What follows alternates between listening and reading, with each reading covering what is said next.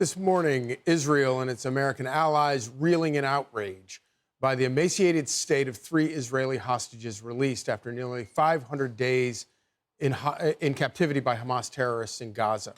And they're now barely recognizable.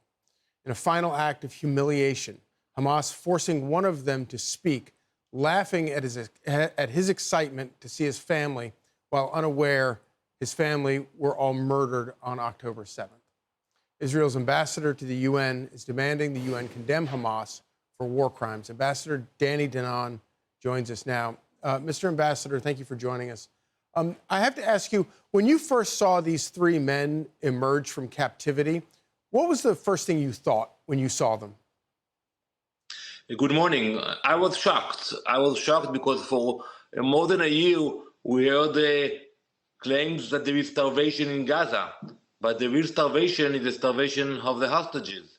You know, when we saw the faces of the hostages, you know, it looked like that they came out from a concentration camp. You know, those images showed us the brutality of Hamas.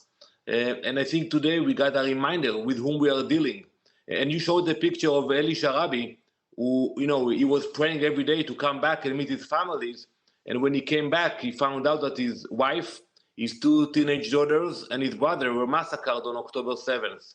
So we know with whom we are dealing, and we are determined to continue the fight and to finish the job. We have no other option to eliminate Hamas. That is the only answer when we see those images coming out of Gaza. So, you know, obviously we're so glad to have the hostages back, every single one of them. But it does, you know, make you wonder, what price are we paying to get hostages back? And my question to you is this.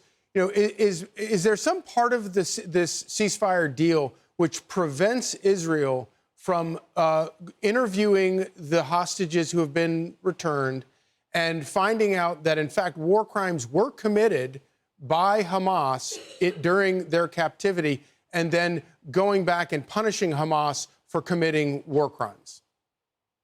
Well, I just came back from Washington. I spent a few days with the Prime Minister.